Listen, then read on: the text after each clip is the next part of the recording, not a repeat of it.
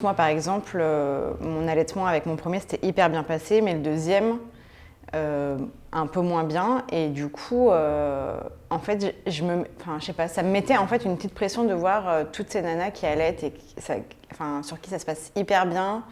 Et toi, tu as envie de le faire aussi, tu as envie que ça se passe super bien, etc. Et ça se passe pas forcément comme prévu. Donc à un moment donné, en fait, j'ai tout arrêté. Enfin, j'ai arrêté de regarder justement les comptes en fait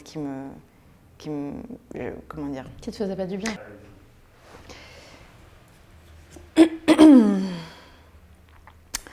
Comment vas-tu vraiment en ce moment?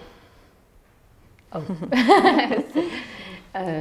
On appelle ça le paradoxe, je pense, de la jeune maman qui a un bébé de 3 mois et qui est hyper heureuse, hyper enthousiaste et hyper fatiguée.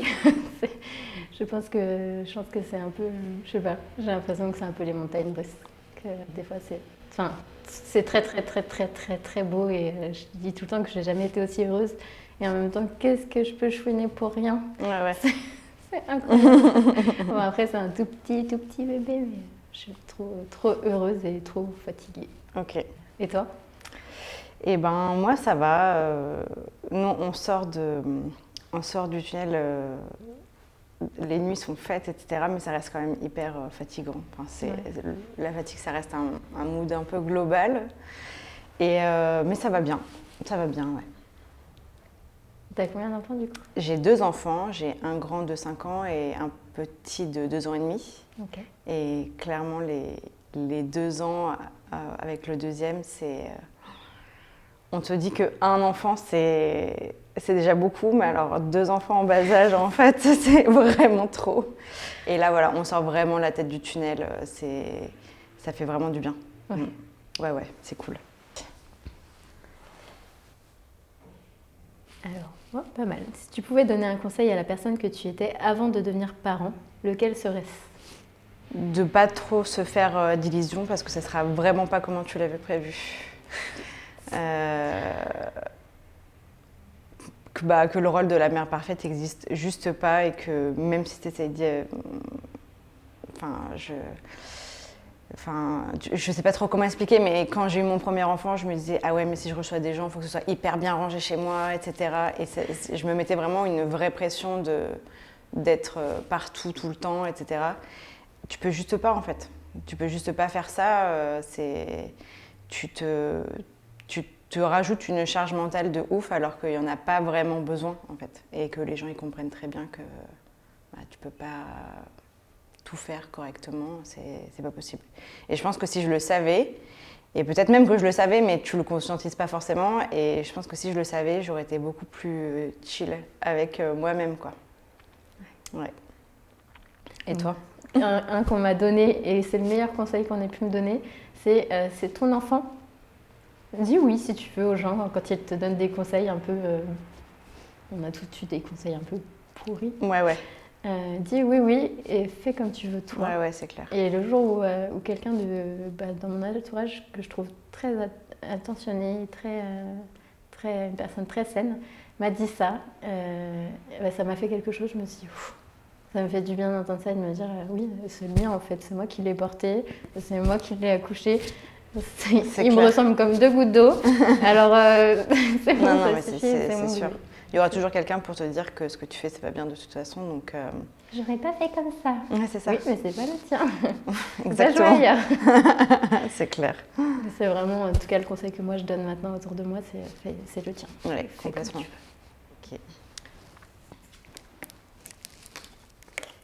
Quel impact ont joué les réseaux sociaux sur ta vision de la parentalité?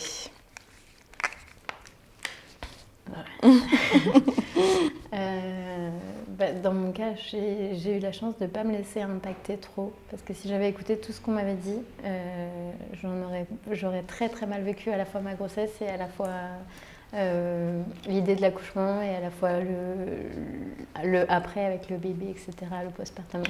Et moi, j'ai décidé que ça allait bien se passer. Ouais. Je me suis dit toute ma grossesse que j'allais avoir un bébé super cool, super doux, très agréable. Que ma grossesse ça allait bien se passer et que si ça se passait mal, j'allais pas vivre deux fois ma peine. Ouais. Donc je me suis dit si ça doit mal se passer, on avisera à ce moment-là et tout s'est très bien passé. Que ce soit la grossesse, l'accouchement, le postpartum, le bébé. Ouais. Et j'ai effectivement un bébé où tout le monde me dit « Ah, il est super cool, quoi ». Ouais. Et je suis contente parce que si j'avais écouté tout ce qu'on a pu me dire sur les réseaux, clairement, j'aurais été déprimée au possible. Et pareil pour le postpartum, c'est quelque chose je trouve ça très bien qu'on parle du postpartum sur les réseaux et qu'on parle de ce qui peut se passer. Mais par contre, je trouve ça dommage qu'on mette tant d'idées négatives dans la tête des mamans. Et moi, quand j'ai raconté un peu mon accouchement, de manière, moi, je suis un peu... Tu l'as exposé. Je suis un peu pudique sur certains sujets, mais voilà, j'ai voulu dire, pour moi, ça s'est bien passé. C'est possible, ça peut mal se passer. J'y suis allée en me disant, ça peut mal se passer, ça peut très bien se passer. Oui, bien sûr. Moi, par exemple, mon allaitement avec mon premier, c'était hyper bien passé, mais le deuxième, un peu moins bien. Et du coup, en fait, je sais pas, ça me mettait en fait une petite pression de voir toutes ces nanas qui allaitent et sur qui ça se passe hyper bien. Et toi, tu as envie de le faire aussi, tu as envie que ça se passe super bien, etc. Et ça se passe pas forcément comme prévu. Donc à un moment donné, en fait, j'ai tout arrêté. Enfin, j'ai arrêté de regarder justement les comptes en fait comment dire, qui te faisaient pas du bien. Ouais, qui me faisaient pas du bien. Je vais pas dire que je me sentais mal, mais en fait, je vivais pas cette joie-là quotidiennement. Et du coup, voilà, ça m'a impacté dans ce sens-là. Quelle est la chose que tu as appris sur toi-même après la naissance de ton enfant, ou de tes enfants pour le coup? Alors, je pense que j'étais pas quelqu'un de patient du tout avant et je le deviens. Ouais, j'ai appris à le devenir un peu plus quand même. Je pensais ne pas lâcher prise sur certains sujets. Finalement, maintenant, en fait, je me suis dit si ça peut éviter un drama, tant pis en fait. Je vis encore dans l'espoir, moi. Laisse-nous espérer. Ouais, et en même temps, ça me montre des phases de moi où je me dis mais t'es relou en fait. Enfin, arrête d'embêter ton fils comme ça. Enfin, juste fous-lui la paix, tu vois, sur certains points. Et du coup, c'est un peu dur d'être confronté à ça en fait. De se dire, enfin, de voir des aspects négatifs et de te dire mais je pensais pas être comme ça et en fait je le suis et donc quand tu t'en rends compte, ça te permet de faire la balance un peu de ton côté, mais ouais, des fois tu es confronté à des facettes de toi-même que tu connaissais pas trop et qui font un peu peur parfois. Enfin, surtout avec des enfants. Enfin, à 3 mois, quand mes enfants avaient 3 mois, je pense que j'ai été parfois excédée par des moments de fatigue où je m'imaginais plus aller vivre sur une île déserte pour arrêter d'être confrontée à cette fatigue, etc. et à cette sollicitation permanente. Et maintenant, c'est plus avec un enfant qui va avoir tendance à ne pas écouter ce que tu fais et de ne pas juste avoir envie de le jeter véritablement par la fenêtre, tu vois. Ça dépend où est-ce que tu habites. Ouais, c'est ça. Donc ouais, non, je ne pensais pas vraiment être confrontée à ça, vraiment. Enfin, c'est assez déroutant et en même temps... des fois, je me dis, mais comment j'ai fait pour pas craquer pendant cette journée où tout a été un enfer et qu'à 19h, tu es encore un peu sereine, tu vois. Ouais. C'est hyper particulier. Enfin, je pense que tant que tu n'as pas vraiment d'enfant, c'est difficile de se projeter dans ce genre de situation, mais je suis d'accord. Complètement. J'y vais. Allez. Quelle est ta plus grande peur en tant que parent ?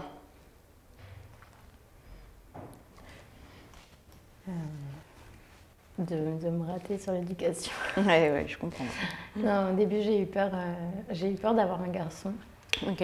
Dans cette société-là. Ouais. J'ai eu peur parce que c'est une société où la place de l'homme est un peu toujours très conflictuelle à date. Et à juste titre dans bien des cas. Mais je me suis dit, c'est une mission d'élever un petit garçon dans ce monde. Et j'espère en faire un homme bien, bon, responsable. Vraiment, j'ai eu une grosse pression autour de ça quand je me suis dit, oh là là, vraiment, j'espère que j'en ferai un homme bien, quoi. Ouais. Qui aura jamais à se reprocher ce qu'on peut reprocher aujourd'hui à certains hommes, en fait. Ouais. J'espère vraiment.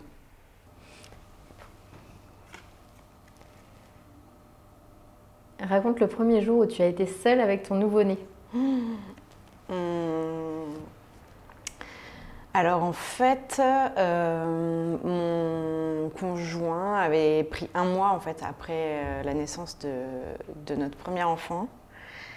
Et donc c'était hyper cool, enfin voilà, tout se passait bien. Et quand il est retourné bosser, je crois que j'ai beaucoup pleuré ce jour-là en fait. Ça a été hyper... Enfin, déjà j'ai eu hyper peur de sortir seule avec lui.